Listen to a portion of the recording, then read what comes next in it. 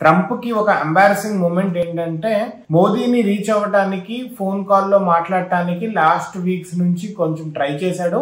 దగ్గర 4 సార్లు మోదీకి ఫోన్ చేసి మాట్లాడాలి అనుకుంటే మోదీ ఆన్సర్ చేయలేదు. అంటే I mean to say Modi మాట్లాడలేదు. అయితే ఇది చాలా ఘోరమైన పరిస్థితి. ఏంటంటే ఎవరైనా కానీ అమెరికా వాళ్ళు ఫోన్ చేస్తే అమెరికన్ ప్రెసిడెంట్ కాల్ చేసి మాట్లాడుతున్నారంటే హడావిడి పెట్టేస్తారు, చెప్పేసుకుంటారు నేను మాట్లాడానని చెప్పి.